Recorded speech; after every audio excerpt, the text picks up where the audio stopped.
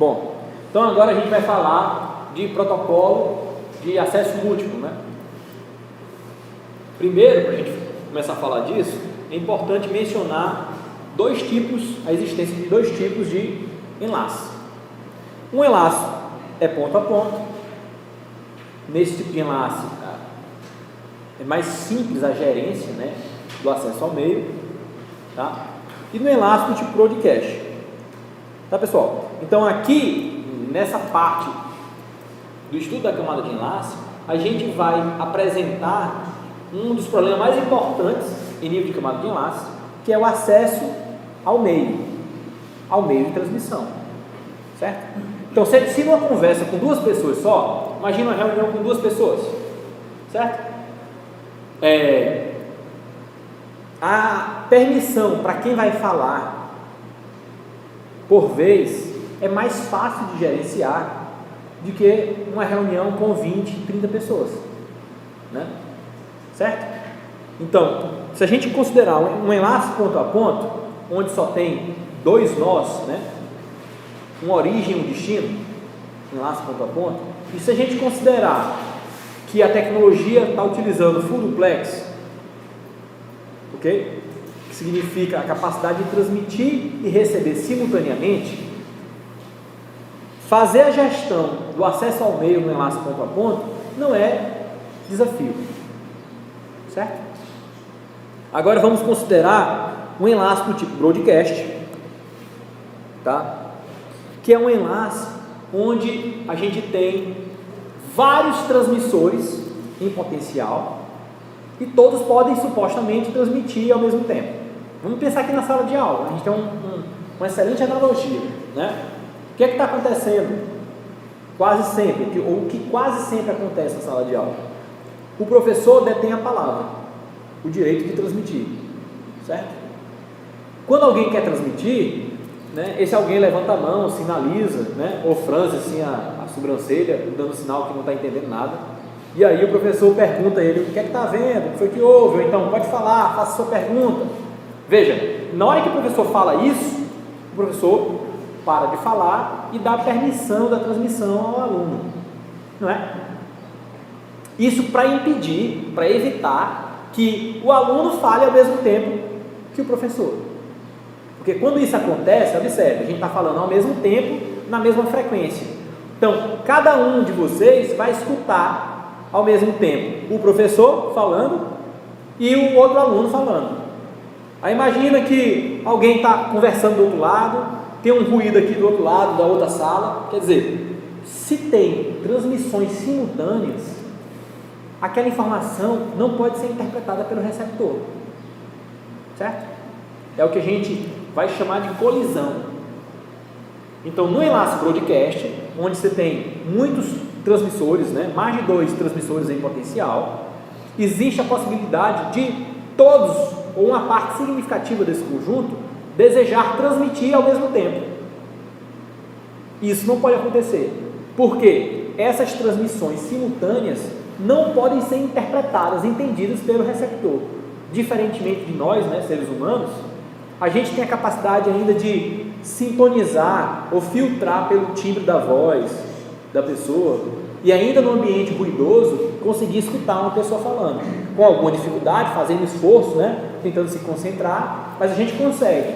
Já nesse ambiente, né, num enlace broadcast, isso não ocorre, ok? Se duas transmitirem ao mesmo tempo, aquela informação não consegue mais ser interpretada, lida, né, pelo receptor. É o que a gente chama de colisão. Bom, dado isso, essas características, tem que ter uma lógica, algoritmos, né, técnicas, para determinar quem vai falar a cada momento. Concorda comigo, pessoal? Né? E mesmo existindo esse conjunto de técnicas, né, que a gente vai exatamente falar de protocolos de acesso ao meio, são esses protocolos, pode ainda ocorrer a tal colisão. Ocorrendo essa colisão, tem que ter uma técnica para sair dessa condição de colisão. E é isso que a gente vai estudar aqui nessa parte da disciplina, tá? Tá claro, pessoal? Então, no enlace broadcast, a gente vai ter que fazer um controle do acesso ao meio mais sofisticado, né, para evitar esse cenário onde muitas transmissões acontecem simultaneamente e a capacidade da rede não vai poder ser utilizada nesse contexto. Tudo que é transmitido não serve para nada se houver colisão, vai ter que ser retransmitido, tá? Então, existem 3 classes de protocolos que a gente vai estudar aqui. A primeira delas é o que a gente chama de particionamento do canal. O que é isso? A gente tem um meio físico, né, uma capacidade de transmissor e receptor conseguir transmitir nesse meio físico, o que vai gerar o que a gente chama de largura de banda, um espectro de frequência que é utilizado tanto no transmissor como no receptor para poder enviar bits, certo? À medida que você aumenta esse espectro, você consegue transmitir mais bits, supostamente, tá? Então aqui nesse caso, a gente tem um particionamento do canal. O que é que significa isso? Como o próprio nome diz, o canal vai ser particionado. Vão ser criados subcanais, certo? Independentes, tá? Então, ó, a técnica é o Frequency Division Multiple Access, que o canal vai ser dividido em intervalos de frequências diferentes. Isso é o que acontece, né, na fibra ótica, por exemplo. Quando a gente fala de rede ótica, com transmissão de múltiplos canais óticos, né? Esse nome FDMA vira WDM, que vem de wavelength, né? Que é comprimento de onda. É a divisão do espectro em comprimentos de ondas diferentes, tá?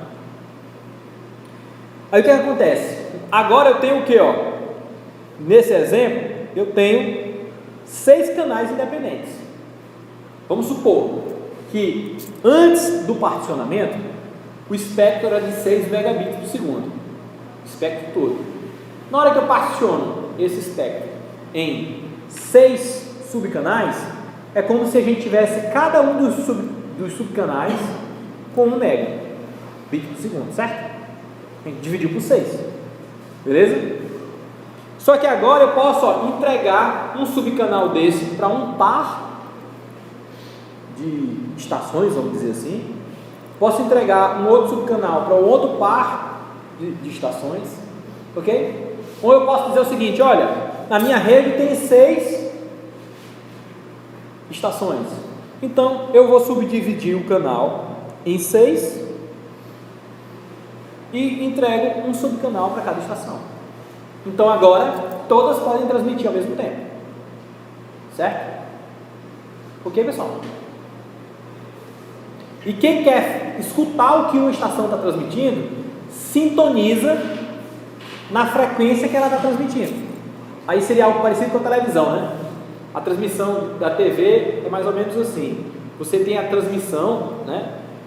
O envio dos dados em subcanais diferentes, que são exatamente o canal Globo, né, que a gente sintoniza, tem uma frequência diferente um do outro, mas são todos transmitidos ao mesmo tempo. Você aqui na sua televisão, você sintoniza num canal A, depois, se quiser, muda para o B, e só escuta e assiste uma coisa por vez, né? Tem até alguns televisores que conseguem mostrar 2 canais ao mesmo tempo.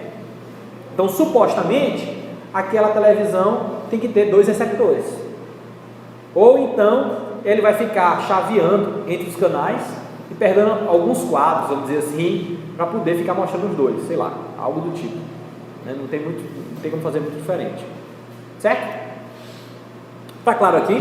Então aqui a gente particionou o canal e nesse particionamento do canal não vai ocorrer a colisão. Por quê? As estações podem transmitir ao mesmo tempo? Pode, mas não na mesma frequência. A colisão ocorre quando se transmite no mesmo tempo, na mesma frequência, certo? É por isso que as estações de rádio, né, tem todas as frequências diferentes, tá certo? É por isso que existe uma agência reguladora para poder fazer a gestão do espectro, né? Porque se você resolve transmitir em qualquer frequência, você pode afetar, por exemplo, a comunicação do tráfego aéreo, né, ou coisas parecidas, certo? Tá claro aqui, pessoal? Agora, uma particularidade, ó, se como foi alocado, por exemplo, um subcanal, né, desse nosso exemplo, de 1 mega, né, esse roxo aqui, pessoal, para uma estação, só que observe que ela não está transmitindo, né? Essa capacidade está sendo desperdiçada. Como o canal está alocado para aquela estação, ninguém pode usar. Então, se o canal está ocioso, desperdício de recurso. É uma desvantagem, certo? O mesmo acontece aqui com o vermelho e com o amarelo, né? Opa, acho que passei 2 vezes. Além do FDMA, a gente pode ter um TDMA, certo? Não está aqui nesse slide, mas é possível você ter o quê? Uma divisão não do espectro de frequência, mas uma divisão de tempo. Imagina só, certo? Imagina só que você vai dar uma fatia de tempo para a estação 1 transmitir, uma fatia de tempo para a estação 2 transmitir, uma outra fatia de tempo para a estação 3. Então, quando a estação quer transmitir, ela vai ter que transmitir naquele fatia de tempo dela. Se a gente considerar o mesmo exemplo dos 6 megabits por segundo, ela vai transmitir usando toda a capacidade do canal. Só que o tempo que ela tem para transmitir é 1/6 do todo, certo? Então a gente tem exatamente as mesmas características do FDMA, tá? O TDMA tem as mesmas características, as mesmas vantagens e as mesmas desvantagens, vamos dizer assim, do FDMA. Só que a divisão não é pela frequência. Os subcanais são criados pela divisão do tempo, certo? Pois bem, então agora vamos aqui para o slide 25, onde a gente está falando de protocolo de acesso aleatório. É uma segunda classe de protocolo de acesso ao meio. Então, nesse tipo, né, nessa classe, quando um nó deseja transmitir, ele transmite utilizando toda a capacidade do enlace. Não existe a criação de subcanais. Significa dizer que, por outro lado, se eu tenho um enlace de broadcast, se 2 ou mais estações querem transmitir, elas podem transmitir ao mesmo tempo, porque não está tendo separação nem no tempo, nem na frequência, né? É o que vai ocorrer a colisão, que representa um desperdício do enlace. Então, ó, quando o nó tem quadros para transmitir, ele transmite utilizando toda a capacidade do canal, certo? Vamos considerar, por exemplo, que a capacidade do canal é de R bits por segundo. Então, se uma estação quer transmitir, ela transmite utilizando R bits por segundo, tá? E não deve existir nenhuma coordenação a priori. O que seria coordenação? Algum nó especial do enlace fazendo a gestão do acesso ao enlace. Por exemplo, aqui, se a gente pensa na sala de aula, de certa forma o professor tem a obrigação de fazer o controle do acesso ao meio aqui, né? Então, nesse caso, existe uma diferença entre um nó de um outro nó do enlace. Nesse tipo, no protocolo de acesso aleatório, os nós têm exatamente as mesmas funções. Não existe diferença entre eles, né? Então, nessa nossa analogia, a gente não poderia dizer que uma sala de aula se parece, né, com uma solução de acesso aleatório, porque está tendo um nó especial que ajuda a fazer a coordenação de acesso ao meio, tá?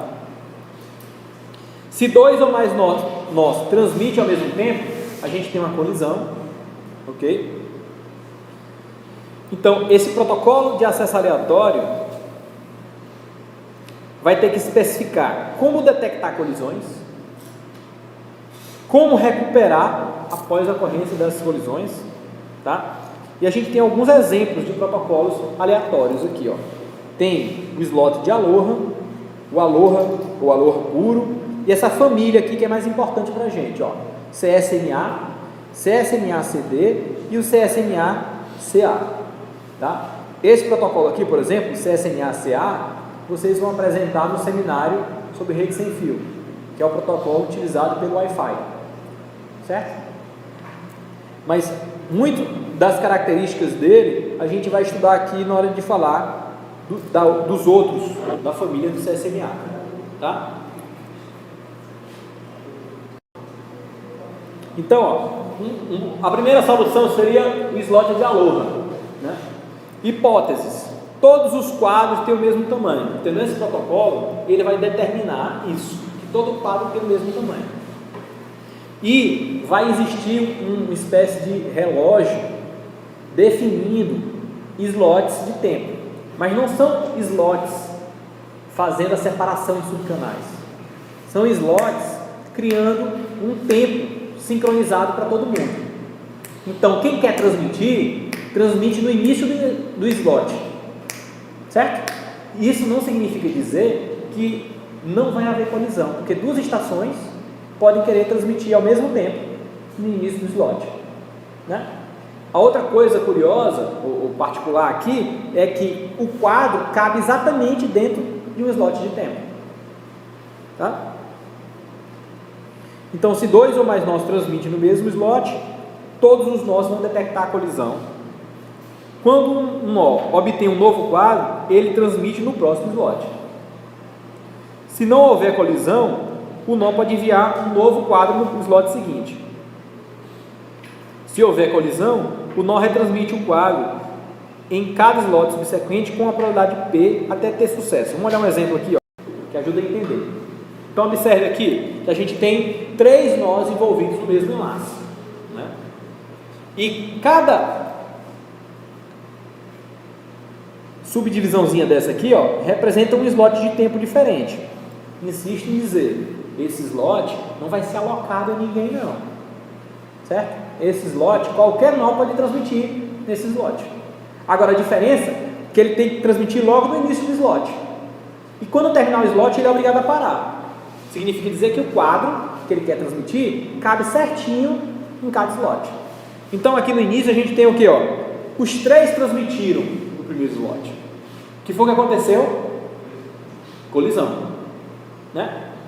Então, basicamente, eles vão fazer um sorteio. Cada nó, de forma independente, vai fazer um sorteio para definir quando é que eles vão tentar retransmitir. Veja só o problema, pessoal. Havendo uma colisão, né, nós tentando transmitir ao mesmo tempo, como é o caso, se todos tentarem retransmitir do próximo slot, colisão de novo. Então, após uma colisão, eles não podem obrigatoriamente transmitir ou retransmitir no slot seguinte. Tem que ter um mecanismo para tentar separar temporalmente essas retransmissões. Estão percebendo? Né? Vocês não concordam comigo? Se eles fossem tentar retransmitir todos no slot seguinte, a rede ia parar de funcionar, porque ia ter colisão eternamente. Então, a estratégia aqui é usar algo aleatório, né? Daí o nome, também a classe. Vai ter um sorteio, cada um vai sortear um número, vamos dizer assim, né? E existe uma probabilidade alta desses números serem ligeiramente diferentes, certo? Baseado nesse sorteio é que vai ser escolhido qual slot vai ser retransmitido. Isso é uma tentativa de, sem existir uma coordenação deles, de forma individual e independente, eles conseguem separar temporalmente as retransmissões, certo? Imagina, por exemplo, né? Não é exatamente assim, tá, pessoal? Mas a gente pode raciocinar desse jeito. Imagina só que o 1, o 2 e o 3 sortearam números assim, de tal forma que 1 e o 2 tentaram transmitir nesse slot aqui, ó, que houve uma nova colisão. Depois, o 2 sorteou um outro número que fez com que ele transmitisse no slot seguinte. Então, nesse slot aqui a gente teve uma transmissão com sucesso, né? Depois, 1 e o 3 colidiram novamente aqui, o mesmo quadro, né? Sorteia novamente um número e a gente tem a transmissão com sucesso do 1 e a transmissão com sucesso do 3. Por que esse exemplo tem tanta colisão, pessoal? Né? Parece ser uma visão bem pessimista, né? Vocês estão observando aí, não? Um exemplo bem pessimista, parece? É para mostrar que ocorre muita colisão mesmo. O negócio não é tão bom assim, não. Entendeu? Ocorre muita colisão. Tá? Vantagens dessa técnica, ó. Um nó ativo pode transmitir continuamente utilizando todo o canal. Certo? Se a gente comparar lá com o particionamento de canal, nosso exemplo tinham 6 estações, né? Imagina que só uma está transmitindo. O canal todo tem 6 mega, mas cada estação só pode transmitir a 1 mega, né? Mesmo que as outras 5 estejam ociosas. Então, aqui, quem transmite com toda a capacidade do canal, certo? Então, se por acaso só tem uma estação transmitindo, ela vai conseguir utilizar toda a capacidade da rede. Agora, quando tem muitas estações transmitindo aqui, aí a gente tem a tal colisão, certo? Então a gente pode dizer que o particionamento de canal, ele tem um bom funcionamento quando você tem muitas estações transmitindo, e um funcionamento ruim, vamos dizer assim, ou pior, quando só tem poucas ou só uma estação transmitindo. Já aqui o acesso aleatório é o inverso. Ele é bom quando tem uma só transmitindo, e ruim quando tem muitas. Tá? Então, ó, ele é altamente descentralizado, pois somente os slots precisam ser sincronizados. O ponto de centralização aqui é esse relógio central, né, que vai ter que ser criado para definir o início e o final de cada slot. Desvantagens: colisão, que desperdiça a capacidade da rede. Slots ociosos, a gente tem isso aqui também, ó, né, ó, slots que ninguém transmitiu, mesmo tendo algo para transmitir. Tá? Nós precisamos detectar as colisões antes da transmissão do próximo quadro. Então isso vai exigir uma agilidade aí dos nós, né? E a sincronização dos relógios, isso não é bom, essa sincronização. Ok? Bom, o Aloha puro, ou Aloha, na verdade é muito parecido com o slot de Aloha. A diferença é que eles tiraram essa questão dos slots. Então, na nossa análise, o que acontece? Ó, antes do slot de Aloha, a colisão só existia se fosse no início do slot, né? Se logo depois do início do slot uma estação não transmitiu, ela só pode transmitir no próximo slot. Então, dentro daquele slot, a gente teria a garantia que ninguém mais ia transmitir. O quadro seria transmitido corretamente. Ou melhor, sem colisão. Certo? Aqui, na hora que você tira os slots, aumenta a probabilidade de colisão. Por quê? Porque, imagina só, pessoal, que um determinado quadro, né, está já no finalzinho da transmissão dele, está nos últimos bits. E aí, vem um outro nó e começa a transmitir. Certo? Significa dizer que todo o quadro vai ser desperdiçado. Né? Uma forma da gente perceber fácil isso: se as transmissões só podem ocorrer em cada início de slot, certamente a probabilidade de colisão é menor, né? Que aqui pode ocorrer em qualquer instante. Tá? Então, ele é mais simples porque não precisa daquela sincronização de relógios. Quando os quadros chegam, eles são imediatamente transmitidos. Chegam da onde, pessoal? Da camada superior, né? Ok? Só que a probabilidade vai aumentar de colisão, como eu disse, porque a qualquer instante você pode interferir na transmissão de uma outra estação. Ok, pessoal? Beleza? Então, havendo uma colisão, a retransmissão vai ser feita com uma probabilidade P, ou espera um tempo para fazer a retransmissão. Tá? Quer dizer, é aquela parte aleatória que eu mencionei. Certo? Exatamente, o aleatório é para desincronizar as estações, né? Cada um vai fazer um sorteio, esse número tende a não ser igual, né? O que vai tornar as retransmissões temporalmente diferentes. Bom, agora a gente vai falar da família, né, que é mais usual para a gente e tem mais interesse, né, pelo menos atualmente, que é o CSNA. Então, primeira coisa é a novidade nessa família de protocolos de acessão meio é a capacidade de escutar o meio antes de transmitir. Significa que nessa família, esse Carrier Sense significa detecção de portadora. A plaquinha consegue perceber se já tem alguém transmitindo. As outras não tinham essa capacidade, tá? Então, se o canal estiver livre, né, desocupado, o nó transmite o quadro inteiro. Se o canal estiver ocupado, ele vai tentar transmitir no futuro. Ele vai adiar a transmissão dele. Então, o nó só transmite quando ele escuta e detecta que o canal está livre. Ok? De certa forma, isso parece com a comunicação que que as pessoas têm. Supostamente fica esperando uma brechinha que o outro vai pegar um ar para falar, né? E aí a outra pessoa fala, exatamente nesse instante, para tentar somente começar a falar depois que o outro deixe de transmitir, tá? Bom, apesar desse avanço, ainda assim pode existir a colisão, certo, pessoal? Por quê? Uma primeira situação é, você tem duas estações que têm um quadro para transmitir, né, aleatoriamente sincronizados, vamos dizer assim, né, e as duas vão fazer o que primeiro? Escutar o meio. As duas percebem que o meio está livre e as duas começam a transmitir ao mesmo tempo, certo? Isso pode acontecer, o que seria uma colisão.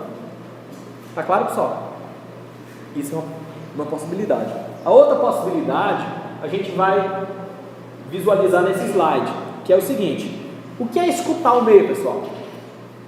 É perceber energia, né? Alguma coisa que está passando no meio físico. Lembre-se, uma coisa é transmitir, a outra coisa é propagar. Então, nessa ilustração aqui, ó, a gente tem o que?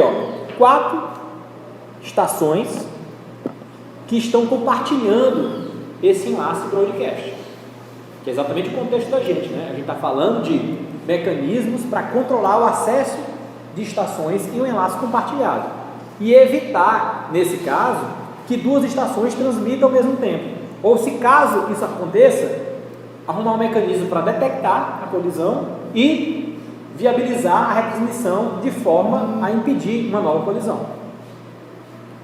Ok? Então, vejam bem, vamos considerar que a estação B, estão vendo aqui, vai começar a transmitir no tempo T0. Então, na hora que ela começa a transmitir, o sinal que ela está transmitindo não chega instantaneamente nos vizinhos. Porque transmitir é colocar o bit no enlace.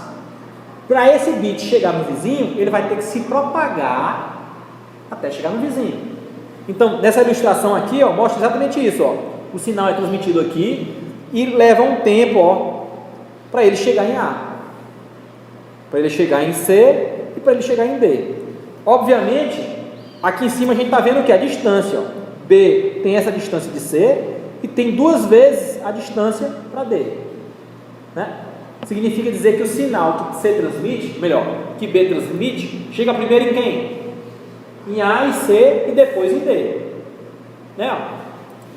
Essa área amarela está mostrando isso, o tempo que leva para o sinal se propagar até as outras estações.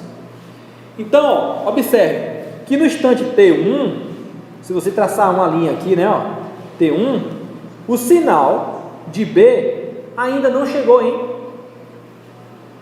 em D. Estão vendo?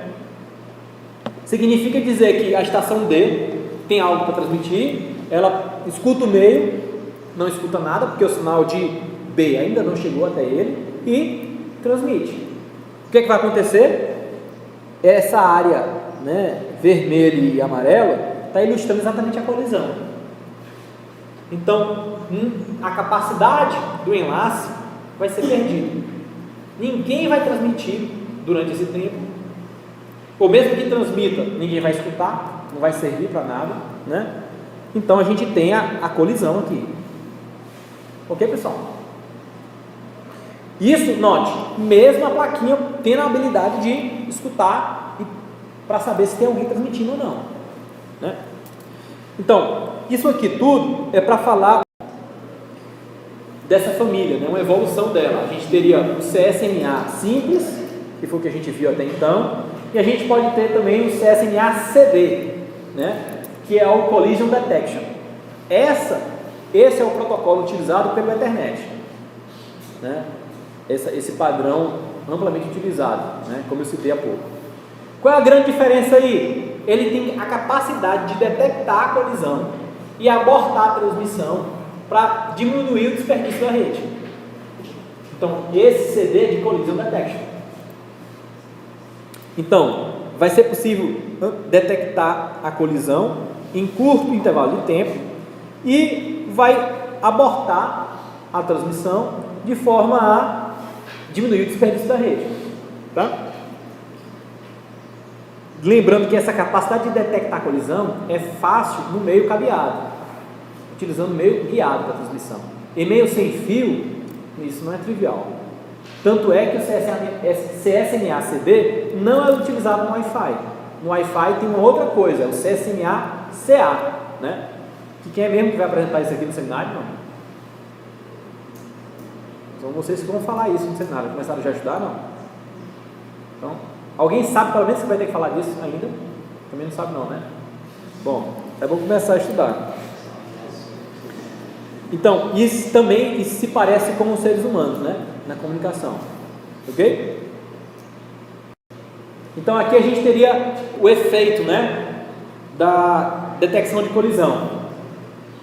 Ao detectar B e D, que são os que estão envolvidos, eles abortam. Eles não ficam transmitindo até o final, né?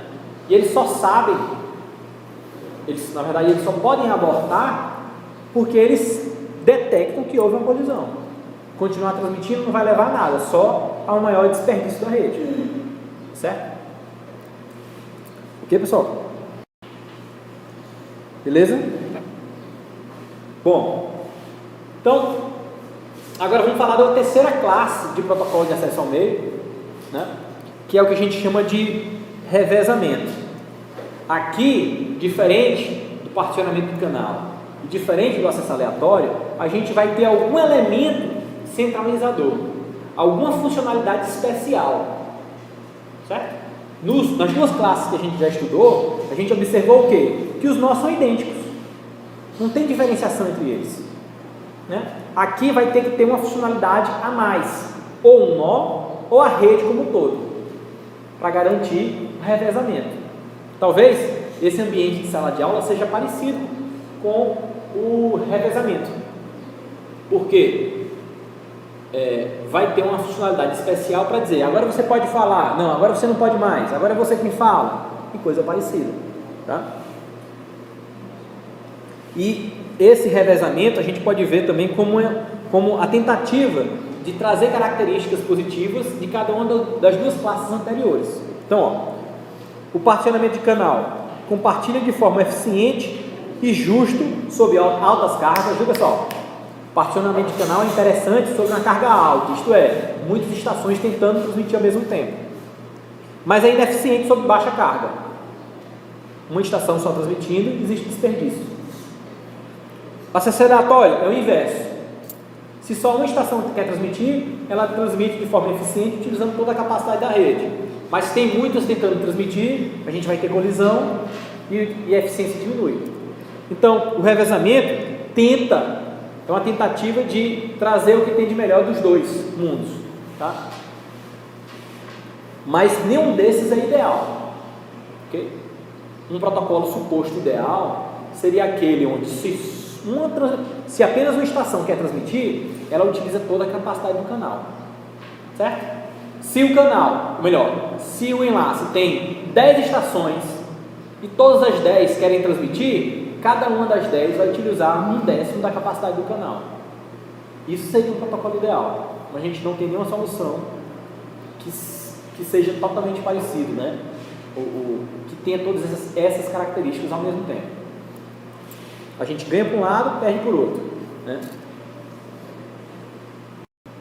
Então, uma primeira solução é o que a gente chama de seleção ou pooling, que seria um nó mestre. Um nó mestre vai dar oportunidade para as estações supostamente escravas, né, a transmitirem. Se ela não tiver nada para transmitir, o nó mestre vai passando essa oportunidade para outros, né? Então note que esse nó mestre tem uma função especial para poder fazer isso. É importante mencionar que se esse nó mestre tem que ser eleito, né, ele vai ter que implementar funções adicionais. Se houver uma falha com ele, a rede para de funcionar, ok?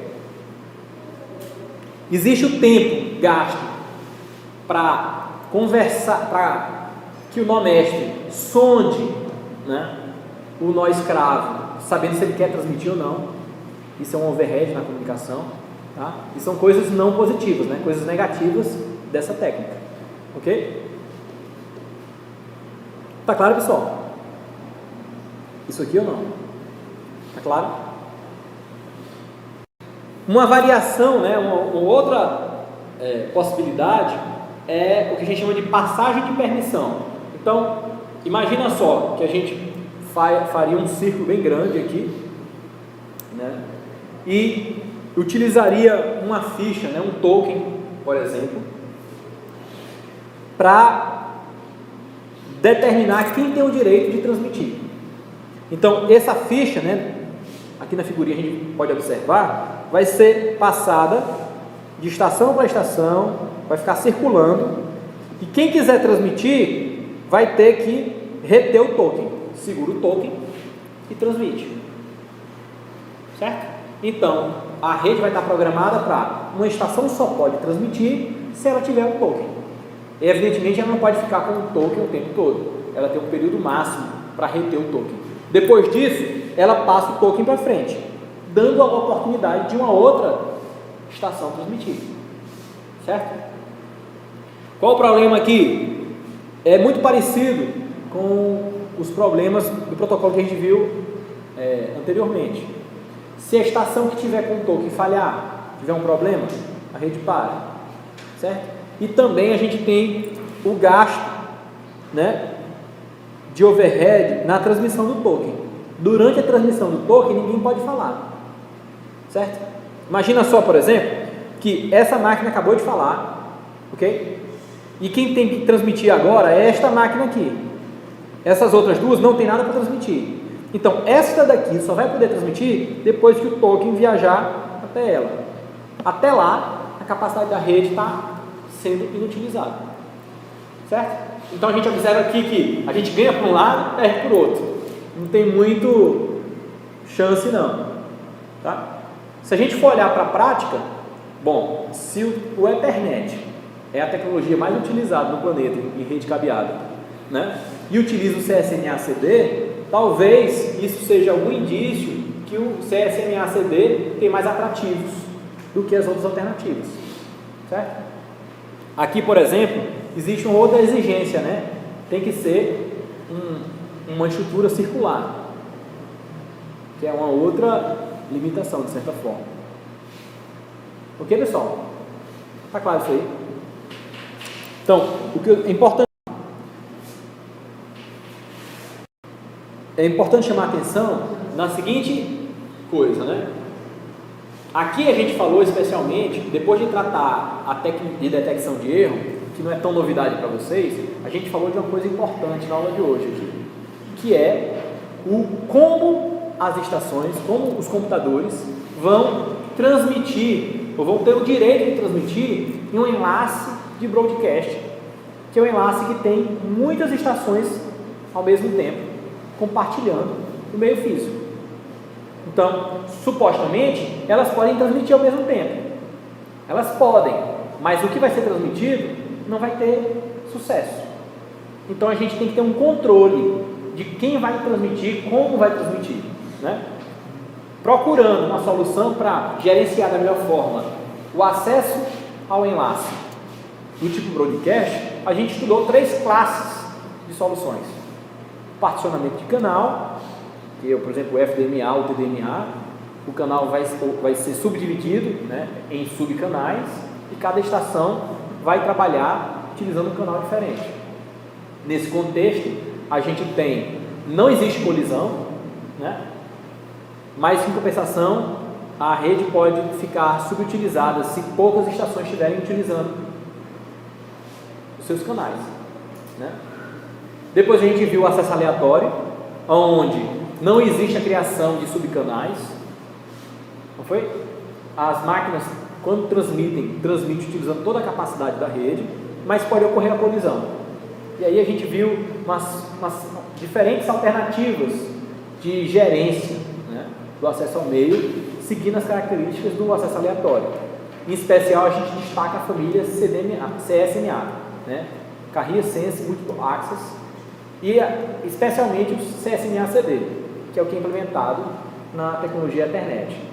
Tá? Ao final, a gente viu uma terceira classe, né, que é a classe de revezamento, onde a ideia é tentar fazer o revezamento do acesso ao meio, né, que pode ser através de um nó especial, né, que faz a gestão do enlace, dando permissão aos outros nós comuns para eles transmitirem, ou utilizando uma estrutura, como a gente viu aqui no token ring, né, um token, uma permissão, uma ficha, uma estrutura,